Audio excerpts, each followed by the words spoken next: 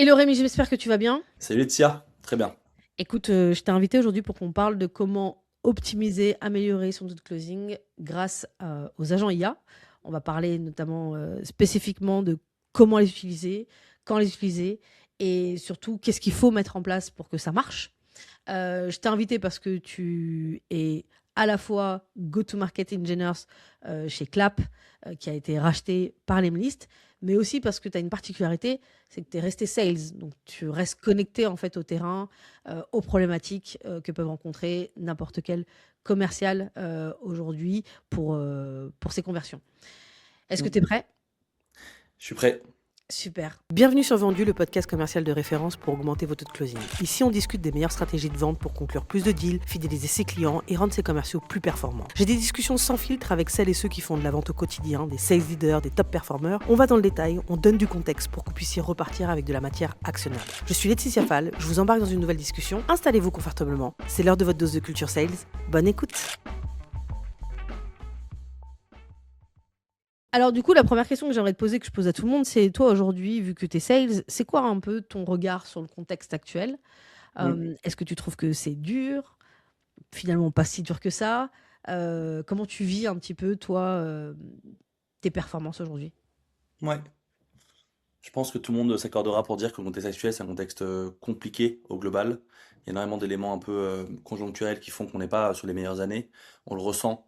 Nous, en tant que sales, on le ressent aussi par les communications qu'on a avec nos prospects, qui eux vivent forcément des moments incertains. Et donc la capacité à se projeter et donc à signer des deals et à acheter nos solutions est plus difficile. Donc forcément, je pense que ce constat il est partagé par la place.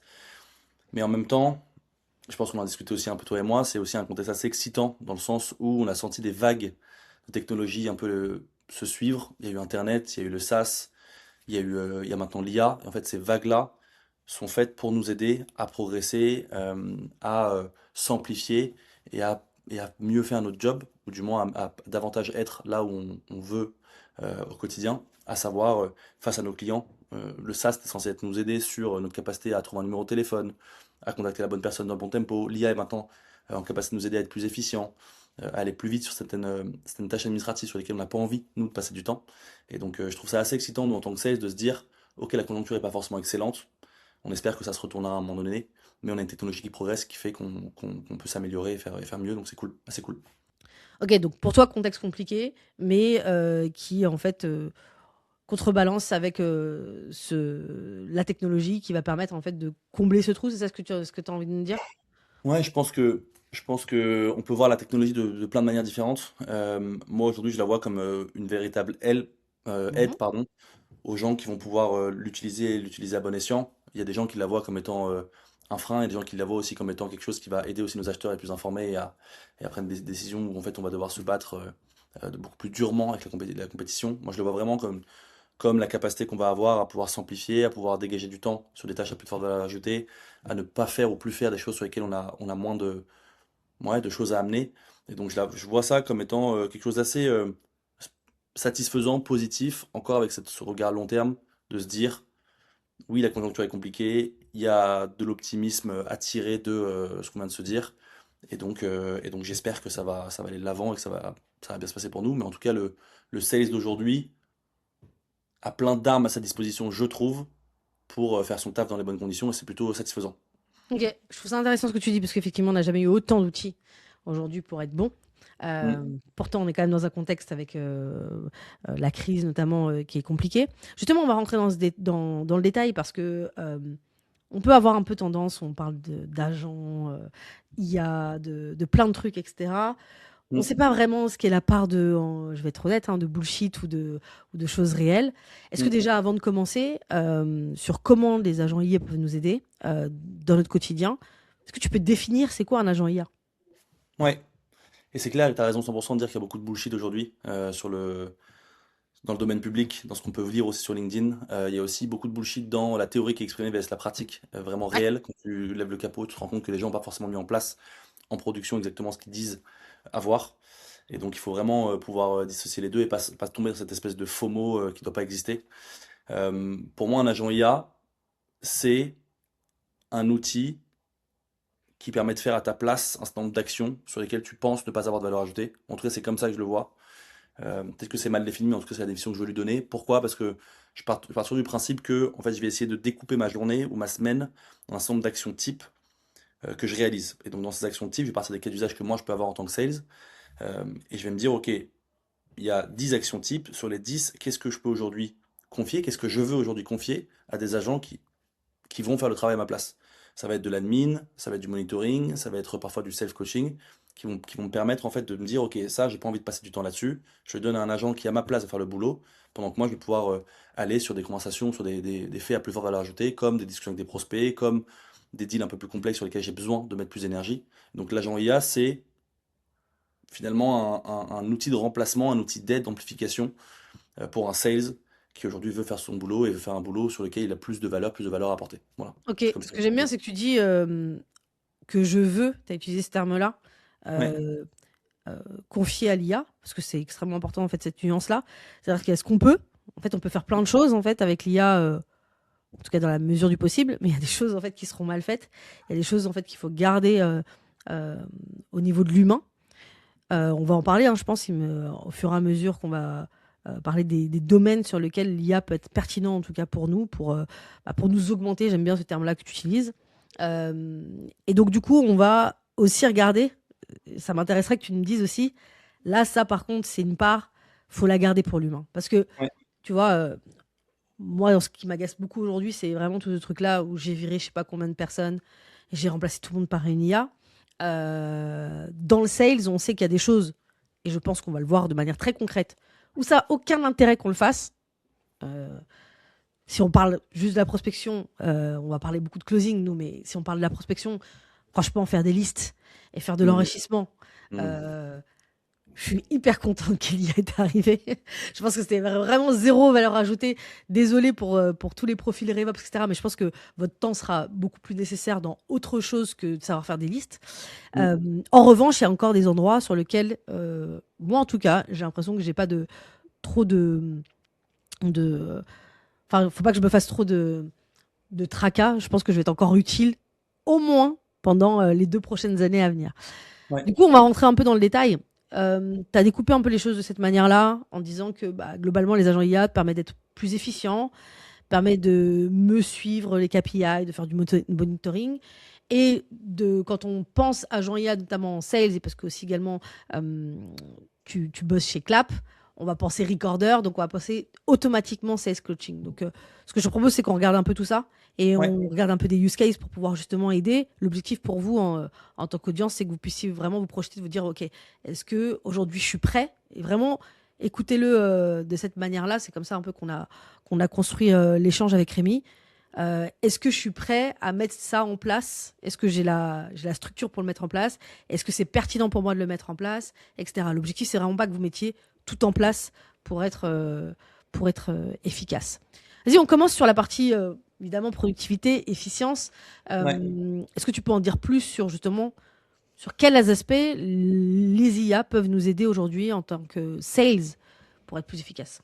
Ouais, c'est clair. Je vais reprendre un peu ce qu'on disait un peu plus tôt et ce que tu as remarqué, à savoir qu'est-ce que je veux donner à l'IA et qu'est-ce que je veux garder.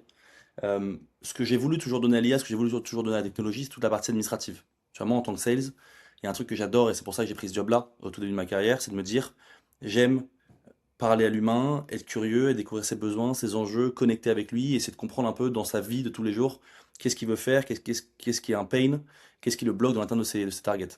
Et du coup, en fait, ça, cette partie un peu discuter avec la personne, j'adore. La partie de, de, de référencement un peu de la donnée dans un CRM, de création des mails de follow-up, tu sais, des trucs un peu administratifs, ça pour le coup j'aime moins. Et du coup, il y a déjà dans l'identification un peu de ce que j'aimais et de ce que j'aimais pas, il y a un truc que j'aimais pas, c'est tout le travail de mine de référencement. Et donc déjà, d'un point de vue efficience, c'est comment est-ce que je donne ça du coup à un agent qui fait le boulot à ma place. Ouais. Aujourd'hui, ce qui se passe, c'est que avant, j'arrivais sur un call, je devais préparer mon papier, mon stylo, je devais arriver, prendre des notes, c'est capturer l'information, la structurer correctement. J'avais même des managers qui parfois venaient me voir et me disaient, regarde, Rémi, montre-moi tes notes, est-ce que tu les as bien prises, est-ce que tu as une prise de notes efficace? Il y a toute cette dynamique de prise de notes où tu es même T'as eu formé. vraiment ça? Il y a des moments, ouais, il y a des moments où tu es même formé sur la prise de notes. Rémi, tes notes, si elles sont pas assez efficaces, il faut que tu les structures très vite pour que derrière, dans ton référencement CRM, tu ailles plus vite. Et donc tu puisses, tu as plus rapidement passer de j'ai pris des notes pendant le call à j'ai des notes dans le CRM qui sont propres et qui sont réutilisables pour la suite. Ok, Et je du coup, dirais rien, mais c'est quoi? bizarre. Je dirais Ouais, rien, mais c'est bizarre. Ok, vas-y. c'était un peu bizarre, mais c'était pas, c'était en 2018 Ok, et, euh, et on travaillait un peu à l'ancienne. J'étais dans un grand groupe, ok, d'accord. on faisait un peu comme on pouvait, mais je me souviens de ça. Et donc, euh, et donc t'arrivais sur un call et donc t'étais toujours un peu préoccupé par il faut que je sois présent, il faut que je capture l'information, il faut que je la structure correctement, il faut que je puisse bien la référencer après coup. Et donc déjà, c'était un premier pain in the ass, si je peux me permettre, de me dire, ok, comment est-ce que je vais faire ça? Et du coup, maintenant, déjà d'un point de vue efficience, j'ai un bot qui se connecte avec moi tout le temps, j'ai même plus besoin de réfléchir à ma prise de notes, je suis vraiment très focus sur la conversation, et j'ai comme un assistant à ma disposition qui prend les notes à ma place, et qui, je sais, va automatiquement les référencer dans un CRM. Et donc ça, c'est hyper agréable d'un point de vue efficience en tant que sales, si on prend ce cas d'usage et ce cas d'usage uniquement, de pouvoir évoluer avec une technologie qui progresse. Ça, c'est extrêmement cool. Le fait est, quand je dis qu'elle est capturée, l'information, elle est capturée et structurée dans le CRM, c'est un peu dit du 2 en un, Ouais, bien sûr, hein. mais le CRM, c'est un peu l'intelligence un peu en centrale, qui permet à la fois à moi de savoir où j'en suis sur un deal, mais à la fois à toutes les personnes qui m'entourent, de pouvoir un peu se référer à ce qui se passe sur le terrain. Tu as des gens au sein d'une société qui sont pas forcément toujours connectés comme moi je le suis ou comme nous on l'est en tant que sales, et qui ont besoin d'avoir accès à qu'est-ce qui s'est dit, comment ça s'est dit, sans qu'il y ait forcément un téléphone arabe qui se mette en place entre eux.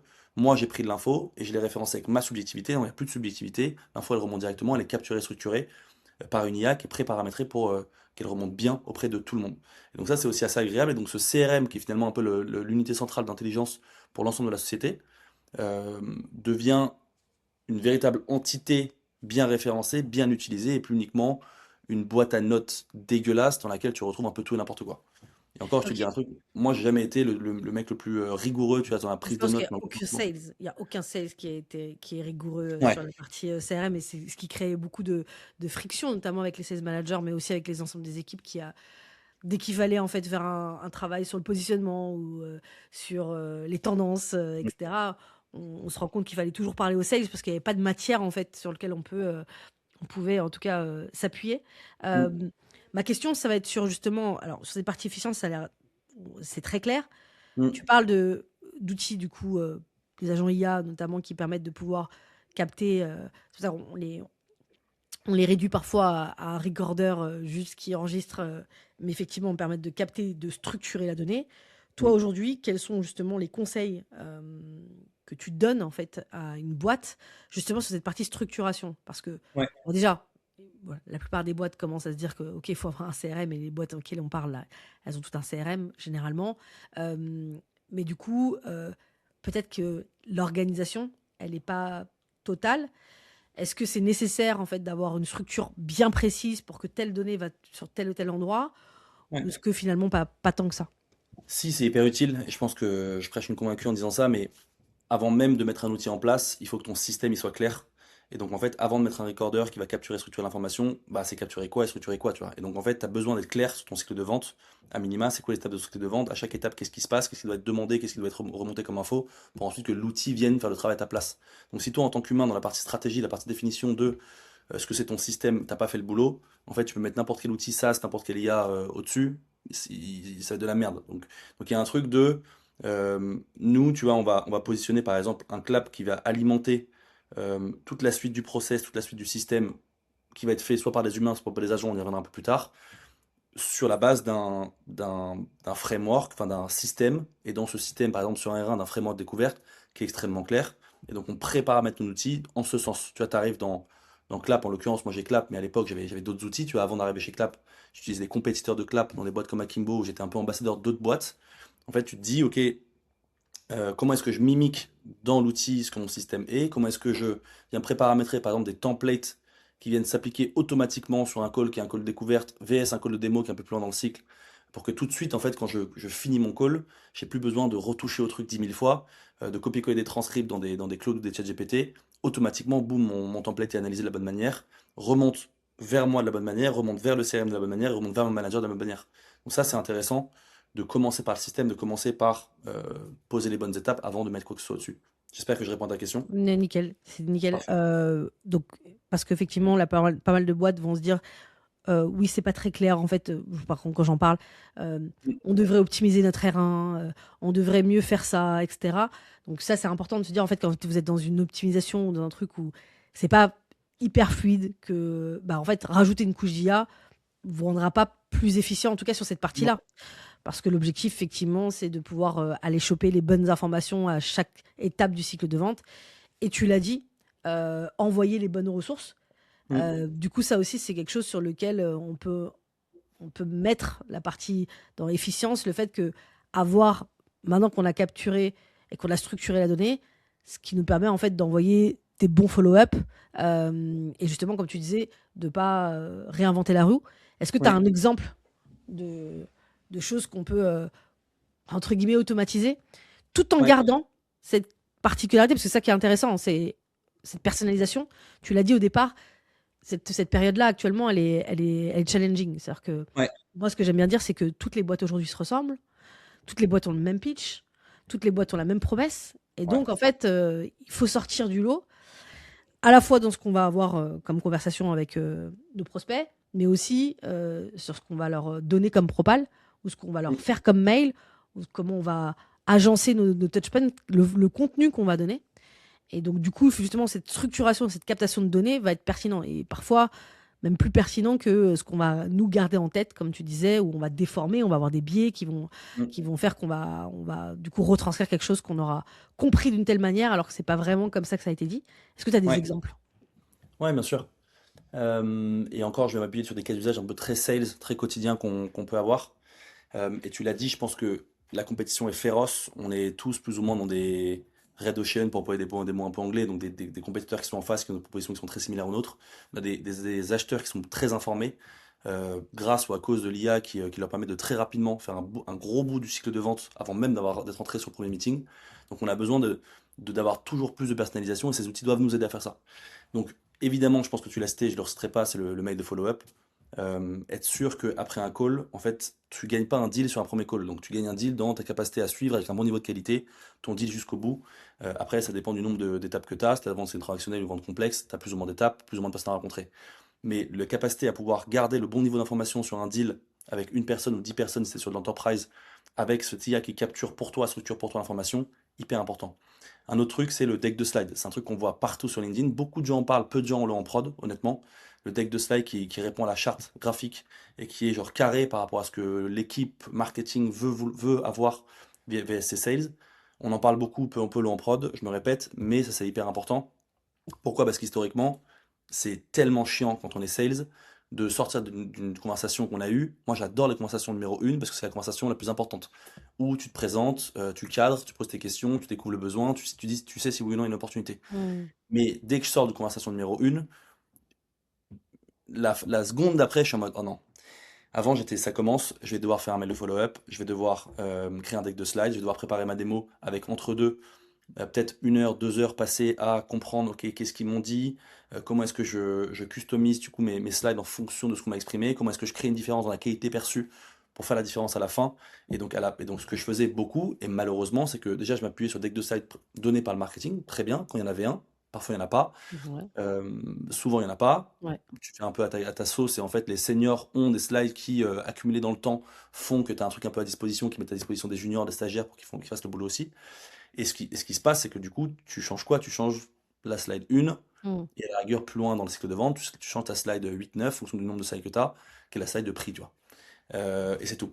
Et en fait, l'IA et la capacité qu'on a à capturer, à structurer l'information fait que tu peux pousser la personnalisation de ton deck de slides beaucoup plus loin. En fait, tu peux personnaliser à la fois tes slides numéro 1 ou 2, à savoir qu'est-ce que j'ai compris de vos enjeux, est-ce qu'on est à une solution alignée à vos besoins. Donc la slide un peu 1 ou 2 de rappel des enjeux, rappel du contexte, hyper important. Et ça, à la rigueur, tu gagnes beaucoup de temps à le donner à l'outil. Et tu peux personnaliser aussi plus loin. Peut-être tu peux avoir une proposition avec plusieurs USP, enfin, une solution avec plusieurs propositions de valeur. Nous, on en a plein, par exemple. Et en fait, tu vas, fonction de ce qu'on t'a dit dans le contexte, adapter la présentation. Elle va dynamiquement évoluer pour répondre uniquement à ce qu'on t'a exprimé et pas taper à côté. Et la démo, ensuite, elle va aussi évoluer derrière. Et donc, c'est là aussi l'intelligence humaine vient suppléer l'outil pour se dire, OK, il m'a parlé de efficience et pas de coaching, bah, je vais pas lui parler de coaching et pas faire ma présentation un peu générique. Un mec qui s'en fout. Je lui ai posé la Hmm. question, il m'a dit non. Boum, je fais pivoter mon deck, je fais pivoter ma démo pour que ça s'aligne bien. Et donc, il y a un truc sur le deck de slide qui est assez important. Autre cas d'usage, calculateur ROI, je l'ai vu assez souvent, pareil, en prod, pas super souvent. On a fait un webinaire avec Perplexity il n'y a pas longtemps et le Head of GTM chez eux présentait ce cas d'usage de dire, OK, le ROI calculator, il est hyper important parce qu'on a souvent besoin en tant que sales de prouver que le coût du changement s'efface dans le temps au profit d'un gain grâce à la solution qu'on leur apporte. Tu as souvent les années 1 dans lesquelles les gens ont tendance à avoir un risque en fait dans l'achat de notre solution et donc tu dois en tant que sales dérisquer cet achat-là Le coup en disant d'inaction, quoi. ouais, et donc Mm. regardez, le ROI va être bon dans le temps. Et pareil, tu vois, l'IA te permet en fait de capturer de l'info sur ton prospect, d'avoir de l'info en interne chez toi et de faire le pont entre les deux pour dire ok, c'est un investissement, mais cet investissement il a un retour. Et le retour pour vous de manière très précise, c'est ça par rapport à la discovery que j'ai pu faire et par rapport aux informations que j'ai pu capturer. Donc ça, Hyper c'est aussi intéressant. important. Ça, c'est hyper cool. Et après, il y a d'autres cas d'usage aussi que tu peux avoir, mais je pense que ces cas d'usage-là, follow-up, deck et ROI, on n'y est pas encore en prod chez l'ensemble des sociétés. Et je pense qu'il faut arrêter de péter les plombs et parler d'autres cas d'usage tant que ces trois-là. Ouais, qui sont centrales. Alors, du coup, Ouais. justement, j'aimerais bien repositionner un petit peu ce que tu dis. Alors, ce follow-up, ça paraît évident. Sur le deck, ce que je trouve intéressant dans ce que tu dis par rapport à l'usage, c'est que tu as dit une chose qui est pertinente, c'est que le fait que, bon, déjà, ça prend du temps, mais au-delà de ça, beaucoup de sales n'ont pas forcément les premiers, les décisionnaires, en fait, et de moins en moins, en fait, sur les premières discussions. Surtout si on est sur de la vente un peu complexe. On va soit rencontrer les gens à un autre moment, soit parfois, il y a des industries où en fait tu peux faire ce que tu veux quand tu es sur des sujets culture d'entreprise ou autre, tu vas pas avoir les décisionnaires, ceux qui vont signer. Et donc du coup le deck est une pièce maîtresse parce que effectivement c'est quelque chose où tu vas avoir une personne, soit le champion, ça va être son outil pour faire en sorte de défendre ton sujet, ton projet, et donc à des personnes qui t'ont pas parlé, qui n'ont pas vu si tu étais smart, qui n'ont pas vu si tu étais un expert, qui n'ont pas vu tout ça en fait, qui vont Mm. juste se baser sur un doc. D'autres, parfois pire, ça va être juste une prise de décision via un mail. Et donc, c'est important d'avoir en fait des ressources qui peuvent vendre quand vous n'êtes pas dans la pièce. Et je pense que ça va être quelque chose qui va être de plus en plus le cas, même sur de la vente de moins en moins complexe. Donc, je pense qu'en fait, cette notion-là, de pas juste être sur je modifie la première slide et que j'ai vraiment une, un deck quand un décisionnaire le lit en disant, OK, la personne en face, elle a compris notre contexte, elle a compris la boîte, et ça s'adresse à nous et pas à n'importe quelle entreprise. Et sur la partie là, je trouve hyper bon le fait de se dire, ce qui serait cool, ce serait qu'on puisse le faire en temps réel, mais bon, ce sera un autre moment. Mais ce côté-là, justement, pour que ça puisse nous aider aussi également pendant le pitch, ce côté coup d'inaction, en fait. Mm. Si on parle beaucoup de faut apporter de la valeur, mais en fait, voilà, aujourd'hui, ne pas investir aujourd'hui, voilà ce que ça vous coûterait. Et je pense qu'effectivement, euh, l'appuyer dans son deck plus que dans une conversation, c'est pertinent. Ouais. Ok, je vais juste te poser une question après, on va passer au sujet plutôt euh, monitoring, comment on peut se servir en fait justement de l'IA pour pouvoir mieux monitorer nos actions. Mais une petite question, toi, est-ce que tu recommanderais de partager en fait à tes prospects à la suite du premier rendez-vous euh, le call en fait, le lien du recorder. Je vois de plus en plus faire ça, les gens. Je me pose la question de est-ce que c'est utile, est-ce que c'est pas utile, est-ce que c'est pas mieux de partager des bouts du rendez-vous plutôt que tout le rendez-vous, parce que honnêtement, qui va regarder chez votre Mm. prospect l'ensemble du call? J'en sais rien. Vous avez peut-être des stats Ouais. vous qui vous dites que bah non, au final les prospects ils les regardent.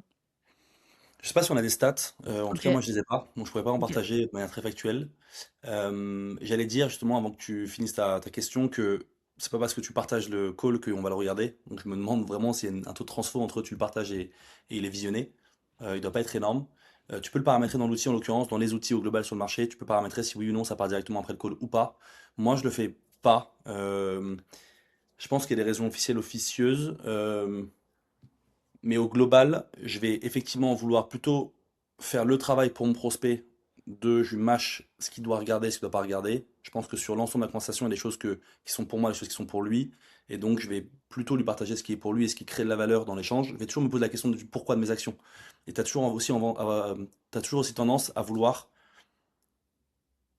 faire des mails et des follow-up qui soient simples, lisibles, avec chaque phrase a un objectif, chaque document que tu partages a un sens, et en fait, si tu partages l'ensemble du call, en fait, tu noies ton prospect d'information, et du coup, tout ce qui est important, il va le perdre au fur et à mesure. Et si tu as des décisionnaires, plus tu es haut dans en niveau hiérarchie en face de toi, moins tu as envie de partager l'ensemble de l'échange, parce que ça n'a aucun intérêt. Il y a un truc là-dessus, il y a un truc sur le fait aussi que Je pense que l'asymétrie d'information, à un moment donné, fait du bien dans ta vente. Quand tu arrives un peu plus tard sur, tu as pris de l'information, tu t'en sers ensuite pour faire ta proposition et ensuite ta négociation. Donc, de temps en temps, peut-être que c'est pas ouf, ouf de dire ça, mais le fait que moi j'ai l'info et que lui il est pas de recorder, bah il se démerde. Moi j'ai l'info et du coup je m'en sers pour avancer.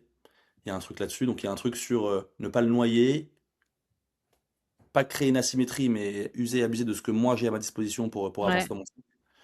Je pense que c'est les deux trucs qui me viennent pour répondre Ok, à ta bah, question. c'est génial, génial. C'était vraiment une question par curiosité parce que je vois de plus en plus des De gens à débat. la fin de, parce que comme j'écoute beaucoup de calls pour les analyser, des sales qui disent je vais vous envoyer du coup le replay de notre échange, etc.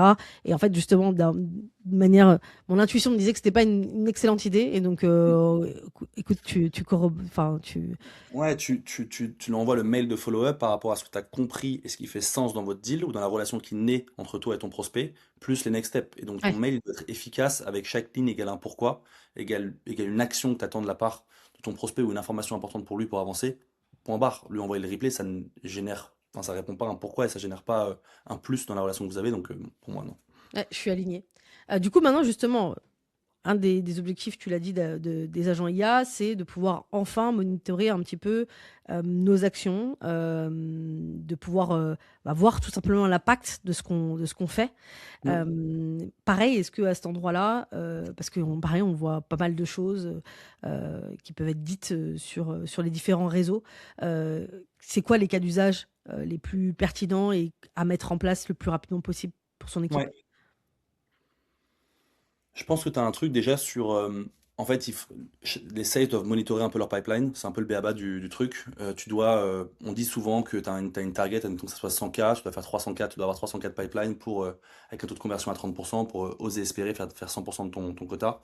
Et donc, tu dois monitorer en fait un peu ces chiffres-là, quoi. Où sont tes deals, où sont tes opportunités, où t'en es VS ton objectif, où t'en es VS la commission que tu as envie de générer. Et donc, en fait, pour se monitorer, tu as besoin d'avoir des outils, tu as besoin d'avoir une donnée qui est fiable. Et donc cette donnée, elle vient encore des appels que tu fais, elle vient du terrain. Et si elle peut remonter de la bonne manière pour ensuite avoir cette capacité-là à suivre ce qui se passe, bah déjà c'est un peu le b.a.-ba de ce que tu as envie de mettre en place. Donc ça c'est pour toi, c'est à l'échelle du sales, c'est à l'échelle de moi qui suis sur le terrain et qui génère mon revenu. Tu as aussi à l'échelle de ton manager, on en a parlé un peu plus tôt.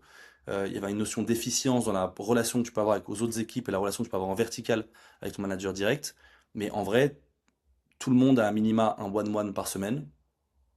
Peut-être toutes les 2 semaines si le râteau de ton manager est déconnant, mais normalement c'est toutes les semaines. Tu peux aussi avoir un weekly avec des objectifs un peu différents de partage d'informations un peu en horizontal dans ton équipe. Et en fait, ça se prépare ces trucs. Ça se prépare, il faut arriver préparé. C'est un peu tout en tant que manager de driver un peu le one-one avec ton manager. En tout cas, c'est comme ça que moi je vois les choses.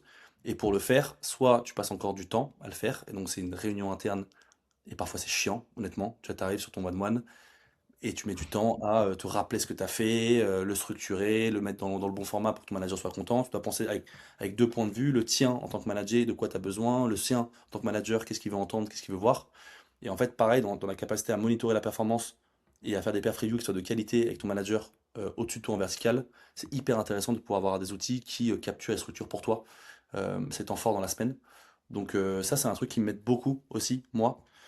Et je te parle pas de tout le volet où j'essaie de monitorer aussi la performance que je peux avoir, ce qui est un volet un peu à mi-chemin entre le self-monitoring et le self-coaching, mais de se dire que si je veux progresser, moi en tant qu'individu ou moi en tant que professionnel VS l'objectif que je me suis fixé, tout le monde a une micro-vision de où il va. Tu vois, tout le monde a, ok, là je suis en SMB, je vais aller en enterprise, là je fais 100K, je vais faire 300K, là je fais, j'en sais rien, là je suis bon en closing, je vais être bon en disco ou l'inverse. Et du coup, si tu veux vraiment passer les étapes que tu t'es fixées dans ta vie, je pense que c'est aussi intéressant de pouvoir avoir cet objectif, mais les jalons entre maintenant et l'objectif, que tu peux monitorer via cette donnée que tu captures et que tu structures, et sans laquelle bah, tu es un poulet sans tête et tu sais pas où tu vas.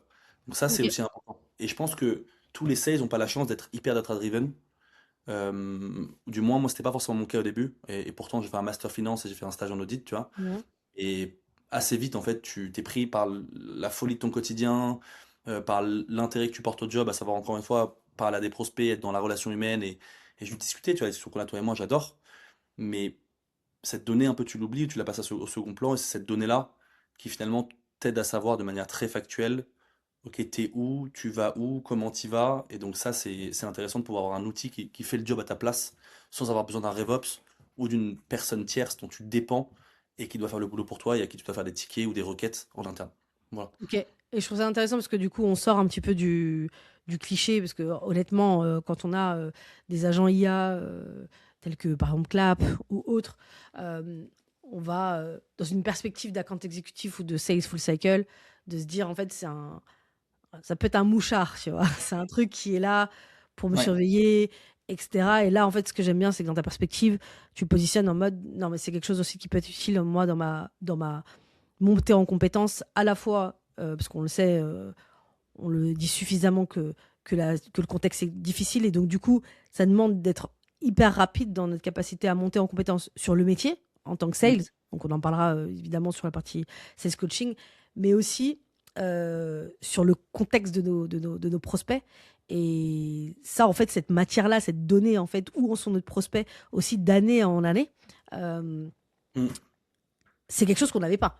En fait, il y a énormément d'entreprises qui sont restées bloquées il y a 3 ans, en fait, sur la perception qu'ils ont de leurs prospects et de ce qu'ils imaginent que leurs prospects ont besoin et de pourquoi ils achètent leurs produits. Là, Mm. on a quand même un truc, en tout cas moi, que ce soit en tant que sales, je suis hyper contente de ce type d'outil parce que ça résout une problématique que j'avais, où parfois tu cries, et on a l'impression que tu cries au loup, tu dis, mais attends, là, ça marche plus là en fait. Ou en tout cas, on va dans le mur. On Ouais. continue à faire des ventes, mais là, c'est pas mon niveau qui est en train de baisser. Là, parfois c'est mon niveau, mais c'est le niveau global de la boîte qui est en train de baisser par rapport aux attentes des prospects. C'est pas juste moi les sales. Et bon, il y a beaucoup de frustration quand on en parle entre nous, etc. En se disant, on a l'impression que bah, c'est toujours les commerciaux qui sont pas bons. Tu regardes à chaque fois les Ouais. posts LinkedIn, que ça commence toujours par vous les commerciaux. Et là, en fait, on a quand même des outils en fait qui permettent en fait qu'on se regarde tous. Est-ce que c'est vous les commerciaux? Est-ce que c'est vous le marketing? Est-ce que c'est vous le produit? Est-ce que Mm. c'est vous le positionnement global? Est-ce que ça t'as un peu tu Ouais. t'as des exemples, pas des exemples, mais c'est quoi ton retour là-dessus? Est-ce que tu partages? Est-ce que ça peut être aussi utile pour mieux défendre en fait ses points de vue en termes de sales, quand il y a quelque chose qui va pas et qu'on n'ait pas l'impression que c'est juste le sales qui veut se justifier de pas avoir fait sa target, quoi. Ouais. Je pense que tu as dit un truc hyper intéressant, c'est le côté un peu mouchard. Tu vois, le côté un peu Mm. déjà en tant que sales, comment est-ce qu'on vit le fait qu'il y a un robot qui arrive dans le call et qui mette à disposition notre manager en direct ce qui a pu s'échanger. Je pense il y a beaucoup de gens qui push back encore en se disant en fait j'ai pas envie d'être écouté, euh, j'ai toujours fait comme ça c'est toujours bien passé, pourquoi est-ce que j'aurais besoin d'un robot qui? Et donc ça c'est pas forcément hyper évident, mais c'est une question de culture en fait plus que d'outils. Je pense qu'il y a un truc à mettre en place dans la relation manager-manager de bienveillance dans l'approche et qui fait que en fait, c'est d'abord pour toi et ensuite pour nous. C'est d'abord pour toi et ensuite pour la boîte. C'est d'abord pour toi et ensuite pour les gens qui vont pouvoir aussi évoluer autour de toi. Tu vois, moi, c'était aussi pour faire progresser les contributeurs individuels en leur disant, en fait, dans ta relation aux autres équipes qui vont t'aider, dans ta relation aux gens qui vont monter, qui vont peut-être être managés par toi, tu as aussi besoin de capturer l'information et de la mettre à disposition de ces personnes-là. Et donc, en fait, il faut que tu le vois vraiment comme une aide, un truc qui va te faire grandir toi avant d'être un mouchard où en fait de manière juste descendante je vais prendre l'info moi, en tant que manager et je vais te taper dessus parce que t'as mal fait le job. Non, c'est juste un moyen qui permet de faciliter une communication, c'est tout. Donc mais c'est vrai que c'est un vrai sujet. Et de comprendre ce qui se passe en fait. Donc, parce que Ouais. tu vois, typiquement, on peut parfois se plaindre, nous, en tant que commerciaux, que les coms ou le marketing, les ressources sont pas fous. En fait, parfois, on se battait un peu contre un moulin à vent, tu vois, en disant ouais, mais c'est pas le moment, vous avez toujours besoin de. Enfin, je dis des phrases que je pense que beaucoup de commerciaux, dites-le-moi en commentaire ou sur LinkedIn ou en Mm. MP si vous reconnaissez, mais souvent des phrases du genre ouais, mais vous avez toujours besoin, toujours de plus, il y a toujours un truc qui va pas, etc. Alors qu'en fait, bah, c'est factuel. Écoute tous les calls Ouais. et regarde les use cases que vous êtes en train de me donner. Enfin, tu vois, ça peut être aussi. Je trouve ça hyper intéressant ce que tu dis, c'est le rapport manager. Mais il y a aussi une prise de conscience du sales de se dire en fait, ça peut être. J'aime pas utiliser le mot arme, mais en fait, ça peut vraiment être un outil pour toi Ouais. pour défendre en fait tes points de vue. Parce qu'en tant que sales, quand tu défends tes targets en fait à chaque one-to-one, tu expliques en fait que pourquoi tu en es là, pourquoi bah, quand tu surperformes, bon, généralement le one-to-one il va vite, mais quand en fait tu es en plein milieu de l'atteinte de ton objectif, il faut parfois souvent que que tu expliques, que tu justifies, etc. Et donc, tu as un outil pour toi où on parle pas, on va pas à droite, on va pas à gauche, quoi. C'est factuel, en fait. Ouais, non mais c'est clair. Et le retour là-dessus, c'est que à la fois tu le vois en fait sur des équipes.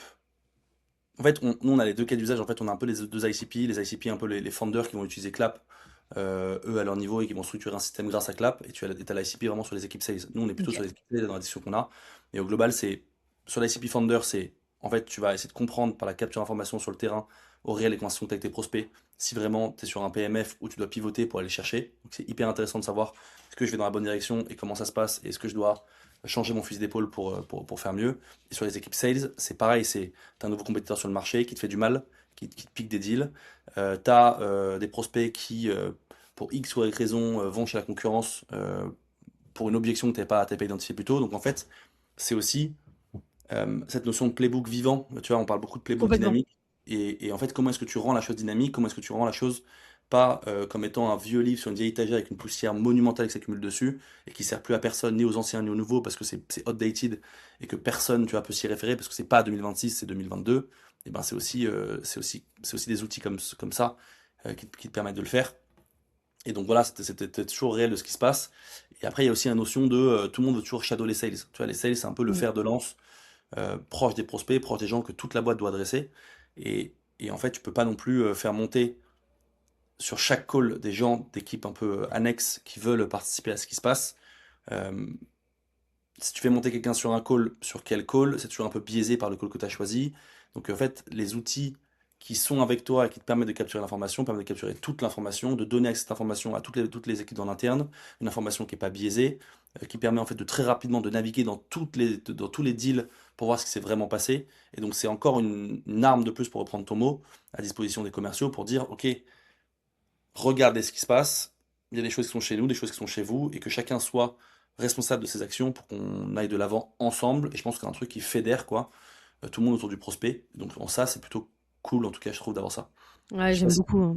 J'aime je sais pas beaucoup ce que si- tu dis, en fait, sur le fait. Ah, excuse-moi, je t'ai coupé. Non, non, je sais pas si cool c'est le bon mot, je conclue par c'est cool, mais bon, Non, mais c'est en fait, bien, quoi. si, Ça moi, nous aide. alors moi, avoir des outils qui sont capables d'aller regarder sur tous mes calls et pas sur un seul call, parce que enfin, je pense que l'usage dans beaucoup de personnes qui utilisent des agents IA sur leur call, etc., ils vont avoir plutôt une logique one by one, Mm. alors que tu peux avoir une logique sur bah, tous tes calls du trimestre. Et effectivement, comme tu disais, ça participe à la fois à une rétrospective, toi, d'un point de vue individuel, monitorer en fait si tu fais bien ou mal ton manager, mais aussi l'alignement des équipes avec les équipes product, les équipes market et les autres, les RevOps, tu vois, parce Ouais, que parfois on a l'impression que les RevOps prennent des décisions un peu parfois. Ça peut arriver dans des équipes déconnectées avec le terrain. ouais, Ils ont du mal, ils se disent bah écoutez, je sais pas pourquoi j'ai envoyé cette information et les sales, il n'y a pas d'activation. ouais, Bah en fait, pourquoi il n'y a pas d'activation? Peut-être regarder un petit peu. Donc c'est assez inédit en fait qu'on est capable en fait d'avoir et tu l'as dit en fait, parfois filer un call à quelqu'un, c'est biaisé. Ça peut être un jour où t'étais pas bien. Ça reste encore un job Mm. demain. C'est un job, t'étais saoulé. Bon, c'était le cinquième de la journée. Mm. Au contraire, t'étais face à un prospect. En vrai, bah, tu connais. Enfin, je pense que tu connais aussi bien que moi, mais qui était prêt à acheter. En fait, en vrai, c'est toi ou pas toi. Enfin, c'était pas ta performance qui a fait que ça a fait que. Enfin, il y a plein de choses qui fait que tu peux pas mettre les calls au même niveau. Donc parfois, on Ouais, choisit un. Tu prends une décision sur un call. Moi, parfois, ça me faisait vraiment péter un plomb quand je voyais en fait des gens qui prenaient deux calls comme ça de manière arbitraire et qui choisissaient en fait la roadmap du produit. Donc je pense qu'il y a des anciens de mon équipe qui m'entendront et ils sauront exactement les moments où j'ai un peu vrillé en disant mais ça n'a pas de sens en fait. Pourquoi tu mm. choisis ça plutôt que ça? Alors que là, bah, tu peux avoir 6 mois, là on est au mois de mai, 6 mois de call quoi. Écoute les Ouais. 6 mois de call de 6, 7, 10, 8, enfin 18, peu importe le nombre de sales, c'est énorme. Donc là en fait tu te dis que les décisions prises par une boîte sont un peu plus, on va dire, rationnelles. Ouais, c'est clair. Et il n'y a pas besoin, et c'est facilité. Tu vois, il n'y a pas besoin de se tuer à la tâche, C'est ça. de repartir dans des CRM, d'aller chercher la donnée, structurer, enfin de la restructurer en créant des tableaux, données qui de base n'étaient pas forcément bonnes et fraîches. En fait, du coup, c'est vraiment à disposition facilement. Et ce côté facile, il faut aussi le rappeler, tu vois. C'est-à-dire que la douleur de faire le travail de captation et structuration, elle dégage cette douleur-là. Donc ça, c'est cool. Tu vois, avant, c'était dur d'être drivé par la donnée, d'aller la chercher de la bonne manière. Tout le monde se plaignait un peu, mais attends, mais il n'y a pas la donnée. Est-ce que c'est vraiment. Tu remettais un peu en question ce qui se passait dans le CRM. Est-ce que cette donnée-là, sur ce deal-là, c'est la bonne? Du coup, tu mettais en place des meetings entre ton manager et ton manager ou entre les différentes équipes. Viens, on se fait 30 minutes de synchro, juste C'était insupportable. C'était insupportable. insupportable. Juste, Et en vas-y, plus, toi, tu avais ta target en fait à aller chercher et vraiment, tu Ouais. avais autre chose à faire. Et puis après, tu avais justement ces, ces, ces, ces, euh, ces injonctions en mode oui, mais en fait, vous devez être présent pour les autres. Oui, mais d'accord, mais en fait, moi, mon objectif, il monte. Donc, c'était vraiment Et, et là, en attends, fait, si on est dans un cas où. Ouais, et chez Malte, en l'occurrence, donc ça, je te parle des meetings internes qui sont insupportables. On aime bien les gens, hein. Moi, j'ai toujours adoré bosser avec les équipes à côté, mais juste, ça servait à rien de se voir 30 minutes et tu me sors de mon flow de la journée pour me parler d'un truc qui peut être fait par un outil. Bon, bah voilà, je donne un outil. Et moi, je me rappelle que chez Malte, je partais à ce moment-là où je devais être parti juste après, donc mes équipes qui étaient restées me disaient que si tu références pas bien le CRM après les appels, tu touchais pas ta com. En gros, tu devais référencer 100% des opportunités sur lesquelles tu étais pour que ta commission se débloque. Ils avaient indexé le paiement des commissions sur la qualité de la donnée dans le CRM parce qu'ils en avaient marre que les sales ne référencent pas le CRM ou le référencent mal. Ils avaient besoin de piloter parce qu'ils avaient une relation aux investisseurs où en fait ils devaient remonter de l'information aux investisseurs sur ce qui se passait sur le terrain. Ça passait par le CRM et donc ils avaient indexé carrément les X% de com qu'on devait toucher nous tous les quarters sur la data dans le CRM. Et ils n'avaient pas le choix de faire ça, mais mais en aujourd'hui, fait, je j'en vais te dire. rigole presque. Je me dis, mais Bah, c'est ridicule, tu vois. c'est ridicule et je vais te dire, en fait, ça marche pas parce que moi, c'est quelque chose que j'avais fait quand j'étais head of sales de ma propre boîte. En fait, je pétais tellement un plomb sur mon équipe qui mettait pas à jour le CRM qu'en fait, j'avais testé ça parce que j'avais entendu parler de boîtes. Je faisais souvent des calls avec des managers et qui m'avaient dit, en fait, tu sais quoi, tu conditionnes du coup le fait de percevoir son variable, justement, sa Ouais. commission, au CRM. Bah, je te dis clairement, ça n'avait pas tant marché que ça, hein. Et du coup, en Ouais. fait, finalement, tu le retires parce que tu crées une frustration de fou. Tu peux pas dire à des gens, t'as fait ta target, t'es parti me chercher des beaux logos et je vais pas te donner ta variable. En fait, tu vas perdre le sales, tu vois. Enfin, le sales va partir. Donc, voilà. Mais La fracture du coup qui existait dans l'organigramme était tellement énorme qu'on en arrivait à ces extrêmes-là ouais, pour essayer complètement. de faire en sorte que les gens référencent le CRM, alors qu'aujourd'hui, tu vois, t'as plus ce sujet. Ouais, c'est trop bien. On va passer au troisième apport, en fait, je dirais, d'un agent IA qui est le coaching. C'est le plus évident, mais probablement, je pense que tu auras peut-être des choses que tu peux apporter qui peuvent donner des idées, en fait, aux personnes. Parce que, bon, aujourd'hui, on va dire que le coaching se résume à, bah, encore une fois, je choisis un call, je le regarde et je te fais du feedback, Hmm. globalement. Est-ce que toi, en fait, effectivement, t'as d'autres éléments que tu peux apporter sur comment utiliser justement ces agents-là pour bah, du coup optimiser le coaching de ces Ouais, sales. ouais. Je pense que le coaching, c'est un élément important qui est parfois trop vite mis sur le côté comme étant un nice to have. Ok, mes équipes elles sont performantes, elles avancent bien, elles font leur target, on va arrêter de les coacher.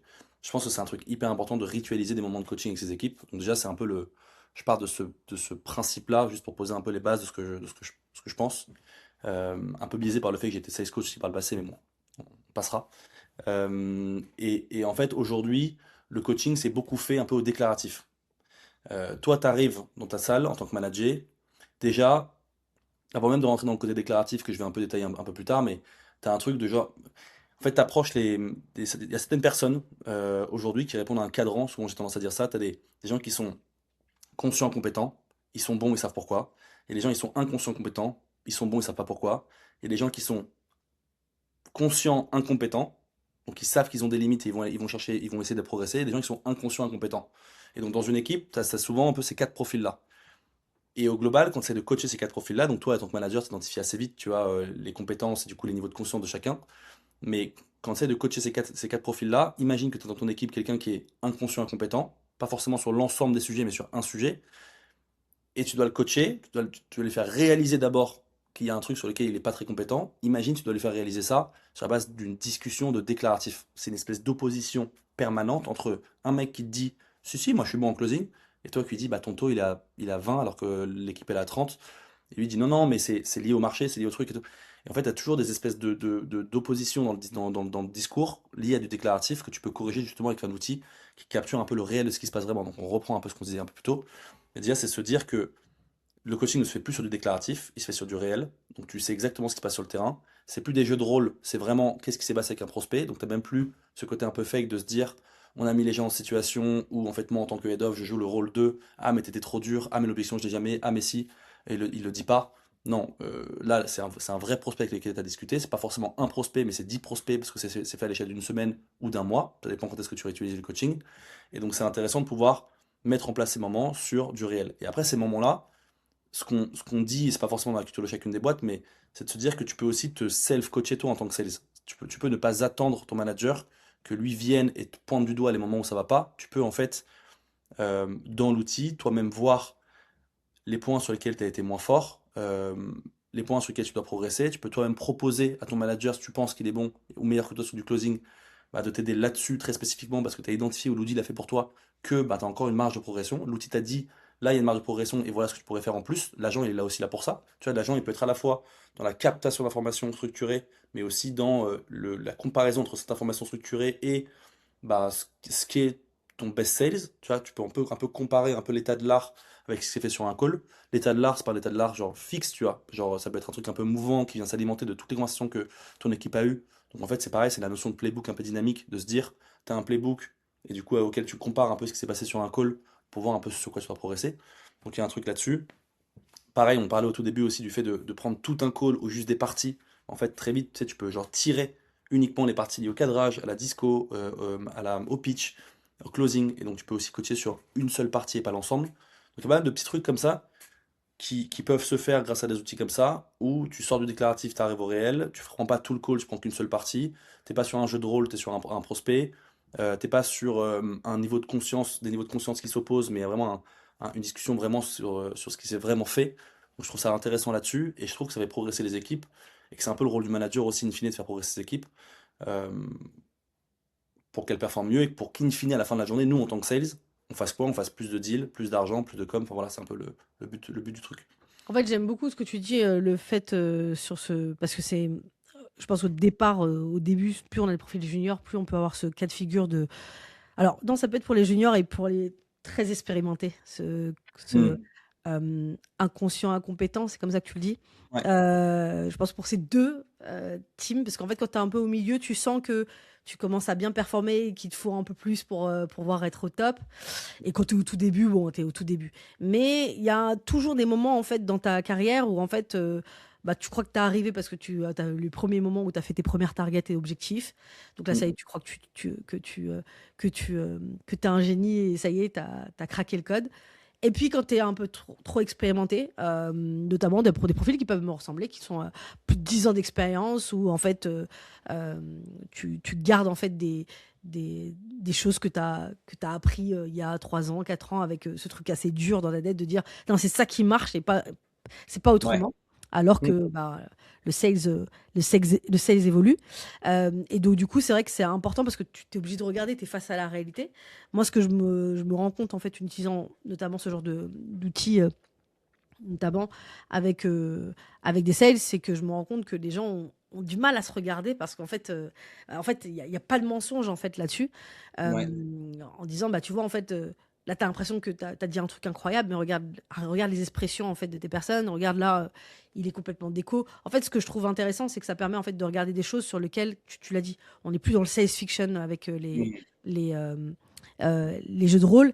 Et ça permet de regarder des choses qu'on n'arrivait pas forcément à matérialiser en fait dans le sales. On parle beaucoup de méthodes de vente, de Ouais. médic, de spice, de framework, etc. Mais en fait, on sait que tu le sais en tant que sales, ça se joue pas que là-dessus. Ça se joue Hmm. sur la posture, ça se joue sur de la conversation, sur ta capacité à être à l'aise, ta capacité à rebondir, ta capacité parfois, je suis désolée de dire comme ça, mais parfois être, c'est pas le bon mot agressif, mais parfois être assez cash. Parce que tu peux avoir un des interlocuteurs qui te manque de respect ou tu perds. Enfin, c'est la vie du sales. Hein. On parle Ouais. jamais de ça, mais il y a des moments, faut recadrer d'une certaine manière, on va dire ça de manière joliment. Et du coup, c'est compliqué pour un sales en fait de dire en fait peut-être que t'es pas assez cash. Le mec il se dit mais je suis pas cash, mais qu'est-ce que t'es en train de me raconter? Bah là en fait tu vois. Là le mec Hmm. il te prend comme un petit ou comme une petite. Là c'est le moment en fait voilà, de recadrer la personne, soit en redonnant l'objectif, soit en répondant mieux à l'objection, etc., etc. Donc je pense qu'effectivement on a de la matière à la fois pour les coachs internes parce que c'est eux qui sont les premiers concernés, mais aussi également pour les coachs externes, Ouais. et qu'on n'est pas sur des choses un peu fumeuses, quoi. Ouais, c'est clair. Non, c'est clair. Tu l'as dit, et je pense que, en fait, on a tendance à beaucoup processer parfois. L'importance du système, elle est évidente. Et c'est bien d'avoir un peu une ligne de conduite sur laquelle baser ensuite ce qu'on va pouvoir se dire dans le monitoring, dans le coaching, etc. Mais il y a des choses où en fait l'humain doit rester acteur un peu de la discussion, où en fait, exactement comme tu l'as dit, il y a un truc qui se passe mal dans trois mecs que tu as en face, il y en a un qui réagit pas, ou qui réagit différemment, et il y a une discussion qui est en cours, et en fait tu te sens que tu es en train de perdre le fil, tu dois créer une espèce de choc, ou tu dois faire de l'anti-vente, parce que bah, c'est que comme ça que tu vas récupérer cette notion un peu d'importance dans la conversation que vous avez.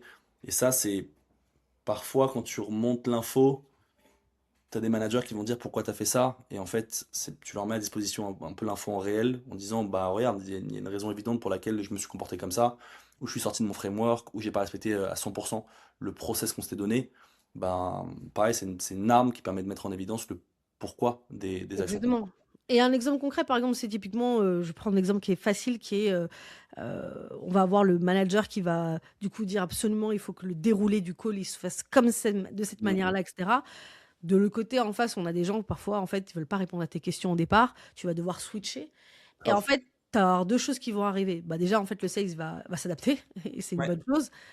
Et donc déjà le sales enfin le manager va comprendre pourquoi et va pouvoir apporter en fait de se dire: «OK, comment?» parce qu'on a tendance et à un moment donné ton sales, on parle de coach, je pense que tu as été coach, on parle de coach, bon il y a un moment donné le sales il sait vendre quoi. Bah, il sait vendre, il sait aller chercher ses targets. Donc l'amélioration, ça va se jouer sur des nuances. Bah, typiquement, tu vois, quand tu as un prospect qui est en train hem, de pas vouloir répondre à tes questions et cetera, voilà dans le call comment tu aurais pu réinsérer, revenir, rapporter de la réassurance, rapporter un use case, et cetera. Et c'est ça, en fait, qui va lui donner la logique et pas, en fait, des réponses toutes faites Ouais, que tu vas clairement. avoir dans du jeu de rôle, quoi. Et c'est là où je trouve, en fait, les agents IA sont une révolution, dans la manière où le manager peut, du coup, accompagner. Maintenant, la question que je vais te poser, c'est comment tu fais pour que ce soit pas trop chronophage. Et là, je vais rebooker avec. Alors, je sais pas si tout le monde l'aura regardé, mais un épisode que j'ai fait du coup avec un collègue de l'Emlist à toi, qui est sales manager, Grégoire Luel, qui est venu plusieurs fois sur Vendu, et qui parlait justement de feedback. On parlait de sa première fois en fait où il faisait des feedbacks, de faire en sorte de faire sa difficulté à passer du fait d'avoir des sales qui doivent pas être des mini lui, parce qu'effectivement il est passé de account exécutif à sales manager. On a parlé justement de comment tu partages un feedback. Mm.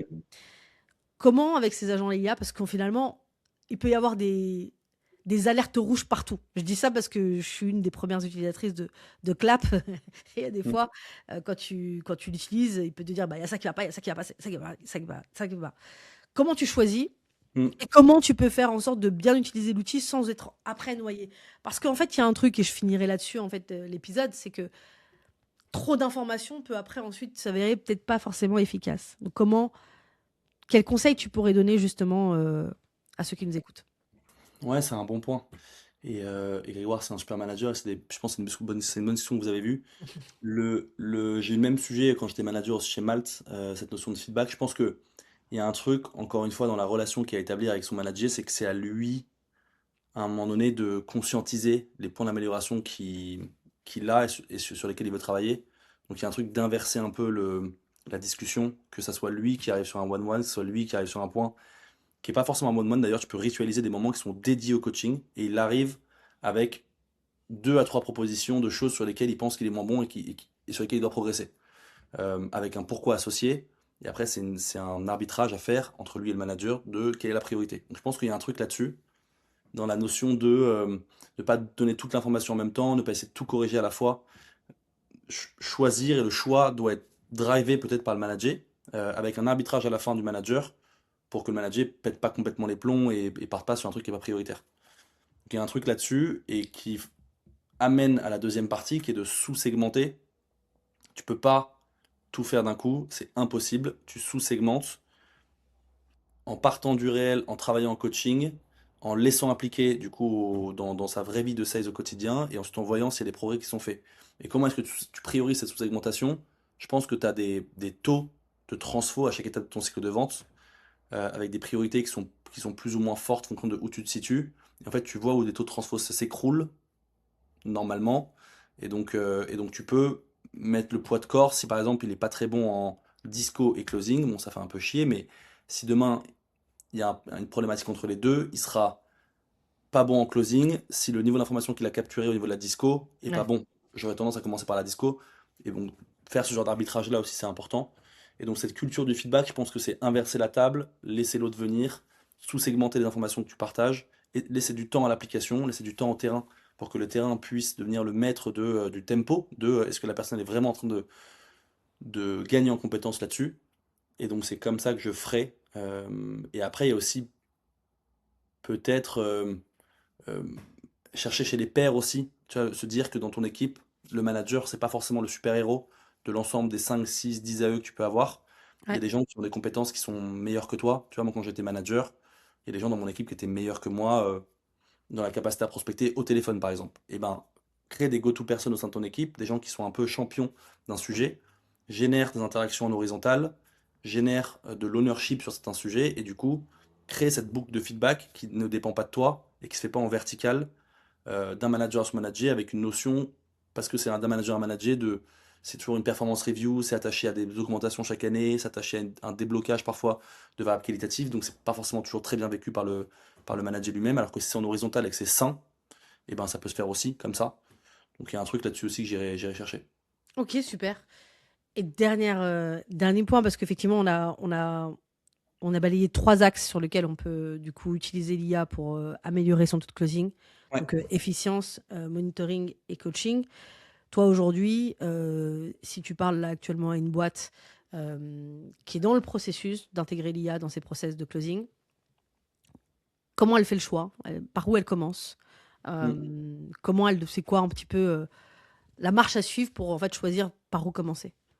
Je pense que déjà il faut qu'elle audite son système et qu'elle regarde est-ce que j'ai le bon système en place qui permet d'amener un prospect de A à Z. A étant, on se connaît pas encore et on se découvre. Z étant, on a signé un deal et l'implémentation est faite pour que la vie du client se passe bien après.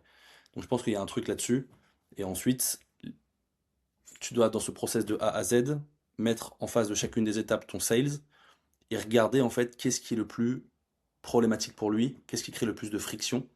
Et donc je pense que au tout début, c'est le premier point qu'on a évoqué et dont on a discuté ensemble, c'est un peu le côté un peu efficience, lui faire gagner du temps, dégager de sa bande passante pour qu'il soit meilleur dans l'interaction et qu'il passe plus de temps là-dessus.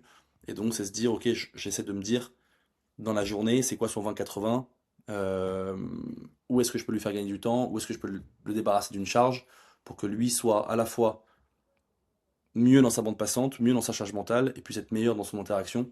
Et donc, in fine, tu vas avoir un closing qui s'améliore.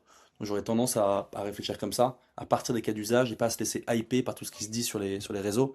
Peut-être qu'en fait, ton deck de side, il fonctionne bien il fonctionne bien pour l'instant, tu vois, et que c'est pas forcément ça le pain. Par contre, tu sais que t'es sur une vente plutôt transactionnelle.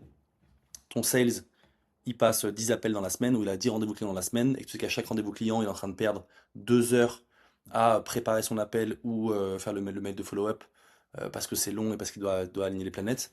Bon, c'est peut-être ça la priorité. Et donc j'aurais tendance à réfléchir comme ça pour Ok. choisir mon IA. Ouais.